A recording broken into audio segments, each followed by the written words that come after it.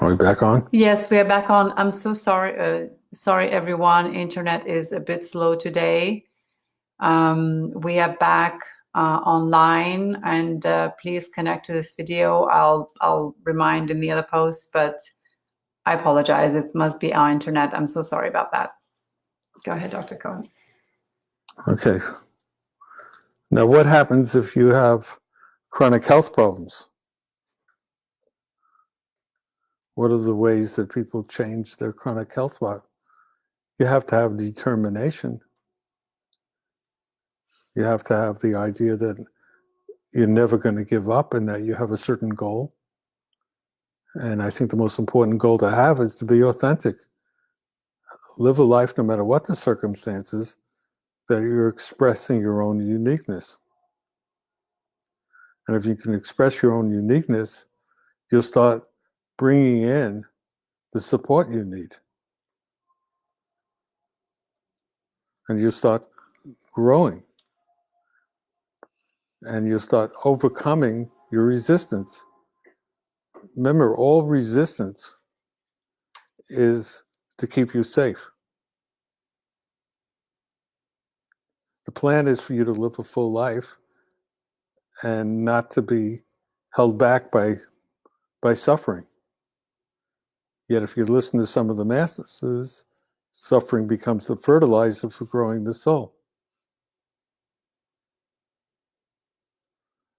And what are we dealing now with COVID-19? We're dealing with ignorance. Because who we are is our immune system, and our immune system has no idea who the COVID-19 is. Doesn't know how to respond, doesn't recognize it as a bad habit. All viruses are just inflammation, and they're dependent on a host. In our case, it's us. And the more contaminated we've made the environment, it makes it perfect for the virus to survive. But the virus doesn't want us dead. It wants to have a viable host to continue to grow, and because it cannot duplicate itself. It needs a host. It's not like a bacteria. And most of these deadly diseases of the 21st century are a meeting of bacteria and viruses coming together. But right now we're dealing with viruses that human beings don't have a history of confronting. The viruses lived off a other mammal host and learned to coexist and survive. And this is the first time they've been confronted with a human host. So the human provides unique proteins for the virus to survive. And what we're trying to do, all of us that are listening to this, we're trying to make our own physiology educated so it recognizes that this virus is capable of threatening our existence. So what you're really saying that is very interesting thought, that the toxicity, our toxicity and contamination of our bodies is related to our ability to fight viruses. To resist viruses. Resist viruses. Yeah, the more contaminated, the more we make a perfect environment for them to proliferate. And if we tie that back into habits, how does that relate to all the situation, viruses and heavy metals? Not just heavy metals. I mean, we have so many different toxins of everything that human beings have made that alter how our immune system responds. So if it's given inaccurate information because it's man-made, it doesn't come from nature, it doesn't come from evolution, it doesn't come from experience, it means that we're much more vulnerable. And the viruses are looking for a place. We talked about the survival of the sickest, that book that came out probably 10 years ago, 15 years ago, that It's looking for a place that it can get the proteins it needs. Remember, it can't manufacture its own proteins. So it can duplicate itself. And it wants us to provide that environment, but it doesn't want us to self-destruct. It takes 2-3 years for a new virus for our immune system to know it. And I'll go over it again because people keep asking me the same question, but it's a difficult one, that we are programmed with an immune system. It's an IgA, and just keep in mind that IgA is 80% of our gut, a GI tract. In order for us to be able to survive in a world full of different predators. So the COVID-19 is a predator. And it could destroy us as it's looking to express who it is if we don't manage it. So we're working very hard. One of the things I'm emphasizing in these talks is being in a state of compassion and peace and willing to accept what's true and what's not true, and learning who to trust and not to trust. It's looking like we shouldn't trust the COVID-19. We have to know who's a predator and who's not, and that we should look at all this as an opportunity for us to grow and become more powerful on a miniature level. And how do we share that when we do learn this? Through love. Love is how we share it. And before you get to love, you have to be able to go through gratitude. So the way our immune system works, we digest calcium bicarbonate, and we do tests and we find people that are really deficient in that. That goes to the gut from the small intestine, and it's carried by vitamin D, literally carried to the bloodstream. And then the calcium bicarbonate which is not calcium carbonate. Don't ever get confused. If you look at supplements, they'll say carbonate. That's the same as the street where cars drive. That's carbonate. Bicarbonate is totally different, and that existed in an evolution from the oceans and from the water.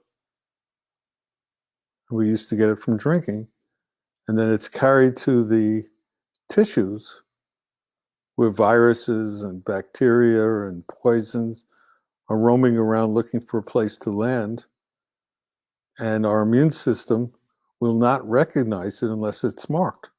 It's called biomarkers. And there's a great deal in nature and plants that serve as biomarkers.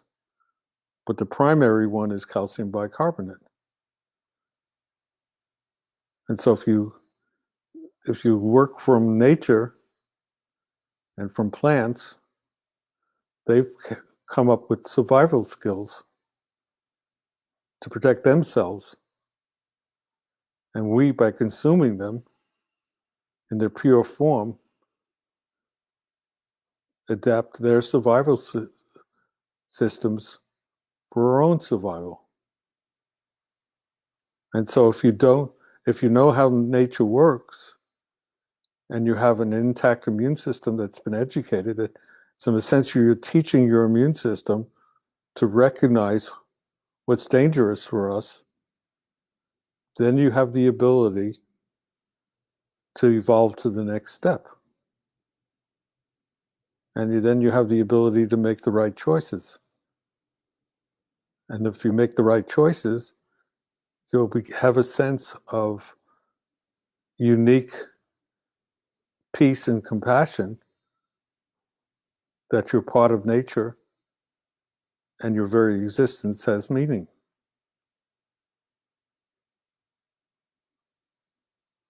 And I think it's very important that we also obey the laws of nature.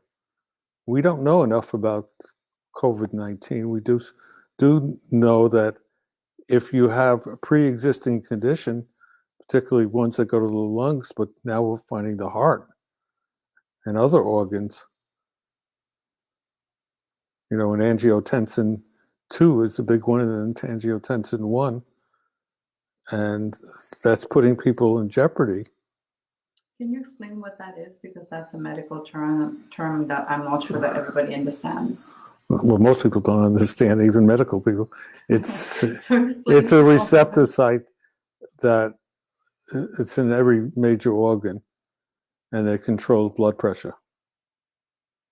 And so if that's what's killing people who are dying from COVID-19. It's through the edge. People with blood pressure issues. That's one of them. It's all of them. Now we're finding heart, kidneys, a big one. There's angiotensin in the kidney. A lot of people have high blood pressure because of damage to their receptors. But if you have pre-existing damage, it's not enough just to build up the immune system. You got to deal with what's making you vulnerable. We have to. If you have a heart problem, or if you have a lung problem, which is in this one, that's what originally everybody's fears was about the lungs. The damage to the angiotensin 2 receptor was providing the virus with an entryway, getting into the lungs and making breathing almost impossible or dangerous. Then you'd really have to deal with it before it becomes a pathology. And when I see that in a patient, I work with growth factors and other things to get more oxygen. We also, some of you know, I was involved with light therapy years ago. We designed a light therapy for getting more oxygen, that we are light beings. Every cell in our body, deep in our body, has receptors to light where there's no light. So obviously we're dependent on the light. So all the evidence is that we're part of existence, but we're not existence. The idea that we are the center of everything has done tremendous damage to our place in this earth.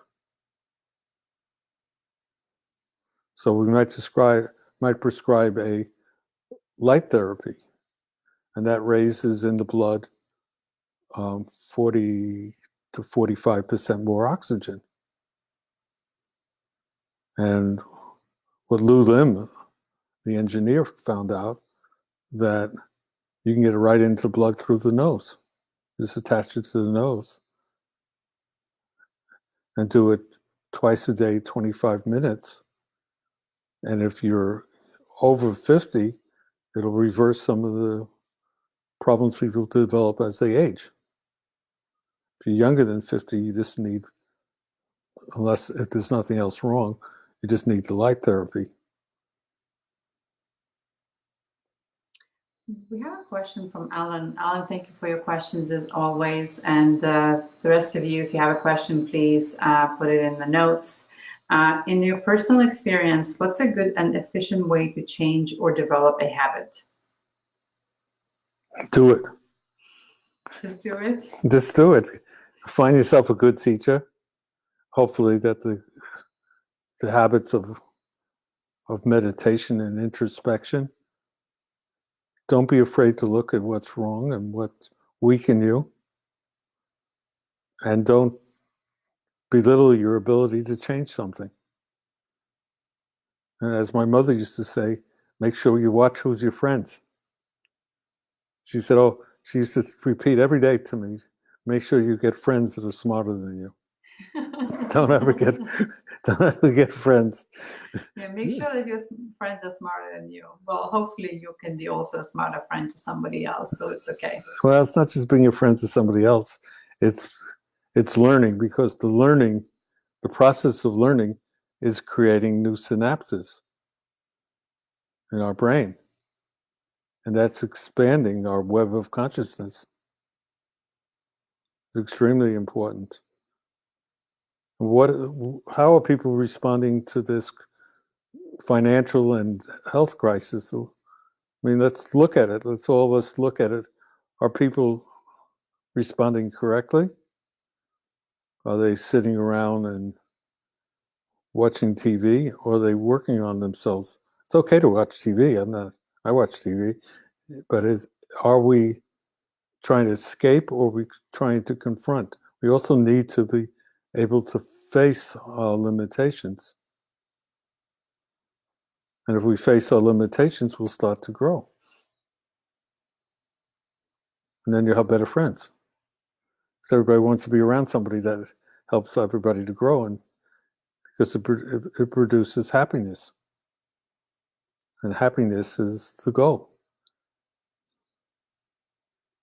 When you say happiness is the goal, do you think like happiness is the, we talked about purpose and sort of, spiritual purpose in life. Is happiness part of that purpose for us to find it while we live here? I don't think anybody finds anything. I've never met anybody that found any. What happens is that we create it by the choices we make. If we go looking for that, people tell me all the time, I'm looking for purpose, I'm looking for meaning, I'm looking for. I've never met anybody that ever found it. But I've met people that lived it. I've had amazing teachers. But those were the choices they made over the lifetime they built on it. I remember one of the most powerful phrases that I heard quite early on in my life is that happiness is a choice. So that's what you're really saying. It's not about waiting around and looking for happiness, about making a decision that you're going to be happy with whatever it is in your daily life. Is that what you're saying? Maybe. I think happiness is tied to joy. And everybody's different what gives them joy. There was a spiritual in Poland, and a Jewish, the Baal Shem Tov. And he said that a prostitute living in the streets that's full of joy is closer to God compared to a great scholar that's morose and bitter, that the joy is the key and celebration. And we've talked about it before. I'm not going to go into that whole thing again. We'll use up all the time. But basically, everybody listening to this tonight, everyone, there's no exception, has overcome impossible odds. They're almost impossible to have this opportunity. Everything was stacked against us. Anything could have happened. It could have been some ancestor that got caught up in battles or starvation. It could have been wild animals that were starving to death and noticed you. It could have been anything. It could have been relatives that try to disturb your own sense of peace. It could be neighbors. It could be anything. So everybody here, without exception, has shown amazing determination to be something special and unique. You earned it. Now is the question whether you'll take advantage of it. And there's so much opportunity, and there's so much. Sometimes as Nachman of Bratslav in the 1815 said, that the suffering is the garden of the souls. Well, all you're doing is living in a garden and trying to grow better souls. And maybe one night we can talk about the different aspects of the soul. And that if we want to waste it on things that don't benefit anybody, then that's your choice. You earned that choice. You're not a bad person, but that has to come from within you.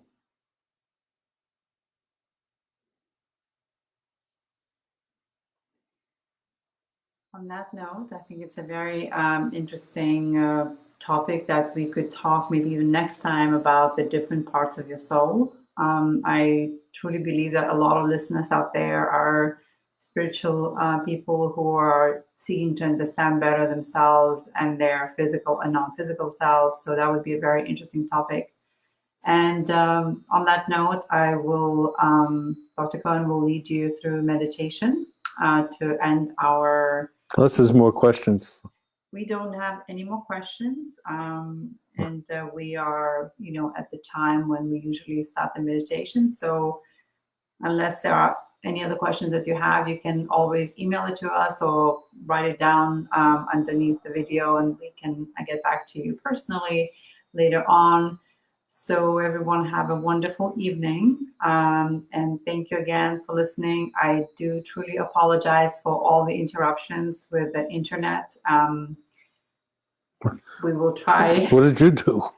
I don't know. I feel sorry. It's not nice when you get interrupted, but hopefully everybody enjoyed and learned something new, and you have some great takeaways. Well, we promised to tell them before we go away about the different testing if they feel they are toxic with man-made poisons, and there is a test that exists that measures the most common. I think it's the number 11, right? Cyrex 11. Yes, Cyrex 11, and we also do the hair test analysis. Also, is a very good for. That's very good, and that's much cheaper. Mm-hmm. But it's different. Yeah. Okay. Cyrex is more advanced. Okay. All right. All right, everybody. Make yourself comfortable. And let's all together think of what's the most joyful aspect of your life. What gives you the most joy and connectedness in your life? Take a few moments. Watch your breath. Feel joyful. And then give it away to somebody else.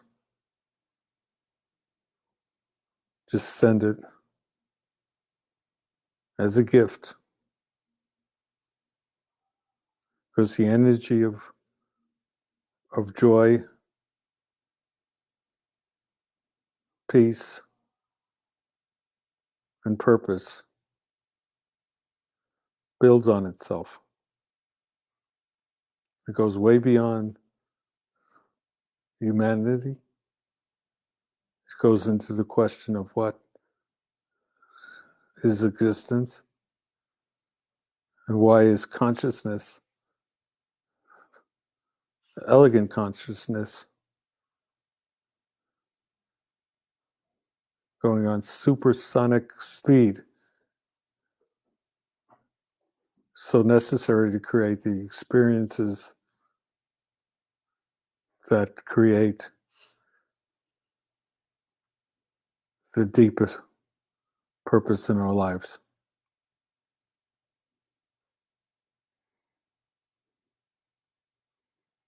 Now just feel yourself getting relaxed. In this meditation, you can close your eyes and just visualize everything that you're creating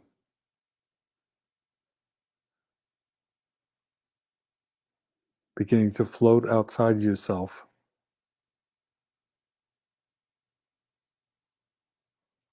until it dissipates like smoke in the air.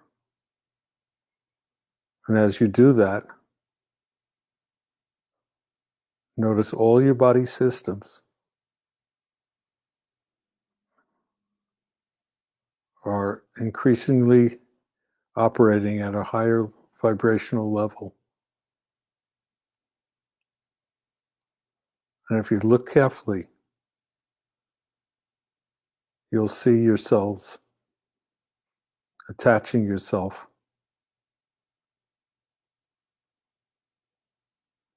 to other dimensions of reality. Take a few moments, allow yourself to experience that, and I'll join you shortly.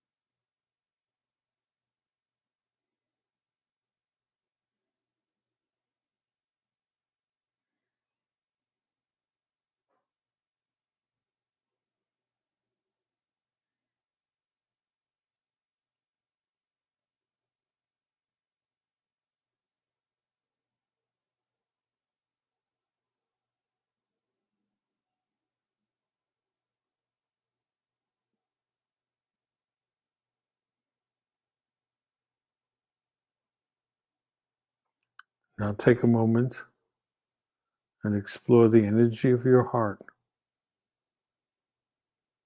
and ask yourself the question, is my heart energy pure, or does it need to be cleansed in order to create what's called vacated space, where something sacred can emerge from your heart? Take a few moments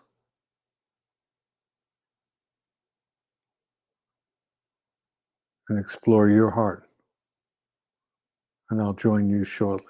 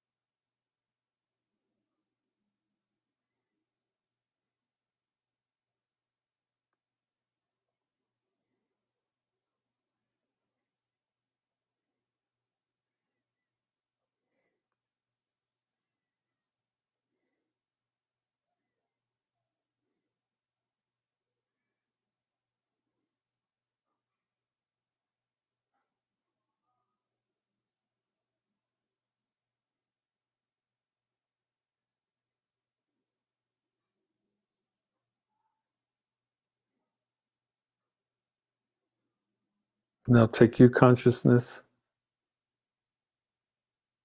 and explore, is there anything you need to forgive in yourself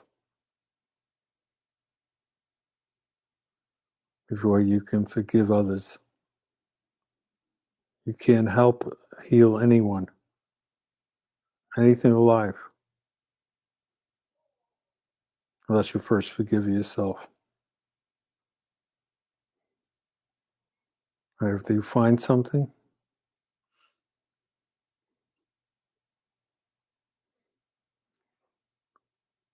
feel a light energy, white light coming from above you,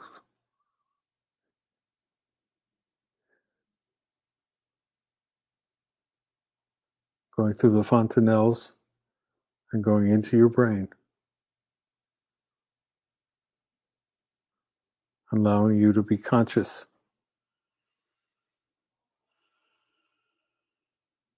of what you need to forgive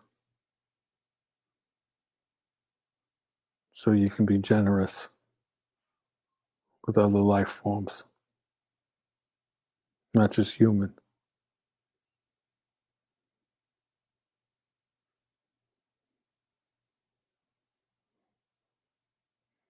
Just to observe. Allow the light to come inside you.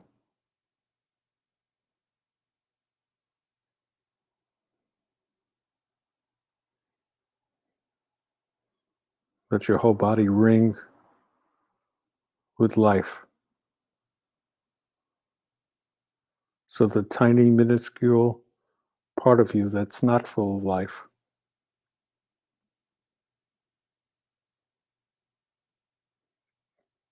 can be eliminated through your choices, through your heart, through your compassion,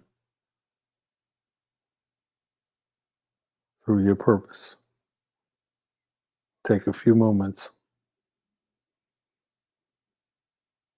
and I'll join you shortly.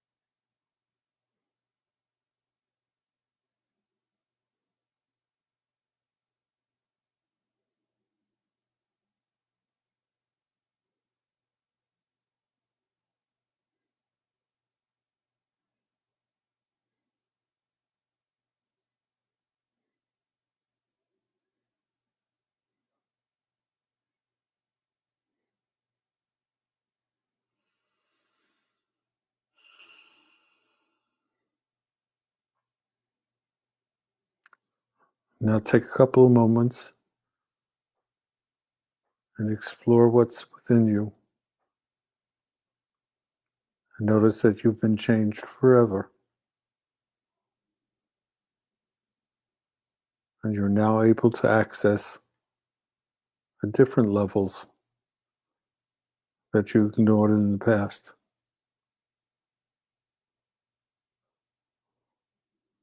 Take a few moments.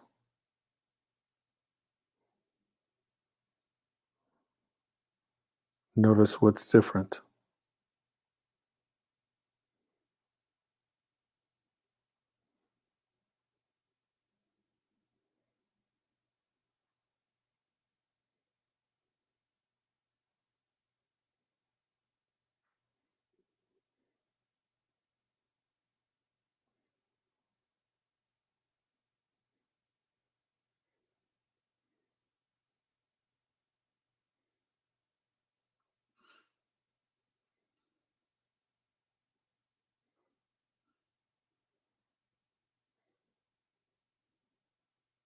Now notice if you're manifesting truth.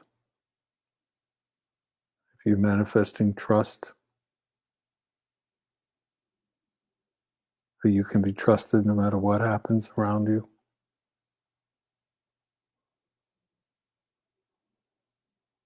That you have a gratitude for these amazing opportunities. The opportunity to be in this world.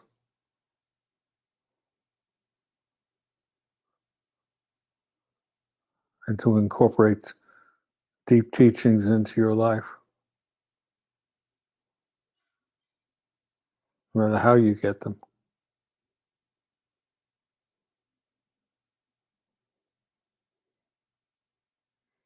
And that you're open to receive and generate love that manifests creation. Just feel that gratitude.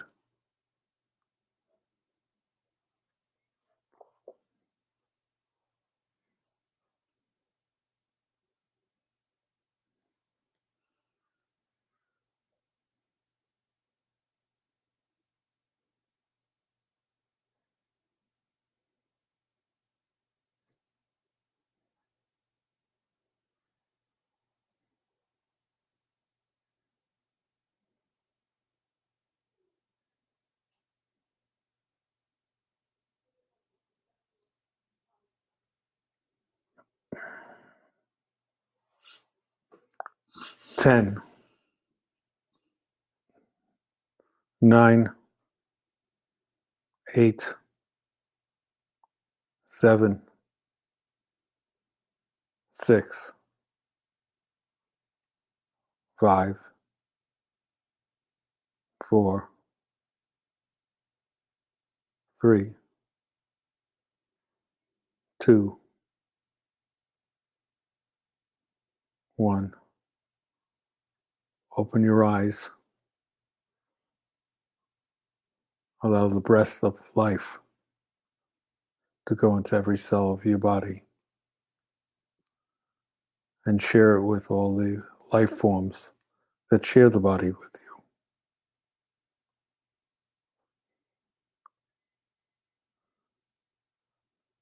And manifest health and purpose and all that you've learned.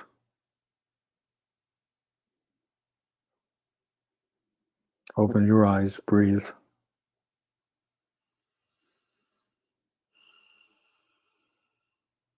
And we'll do another session next Monday at 7. Thank you.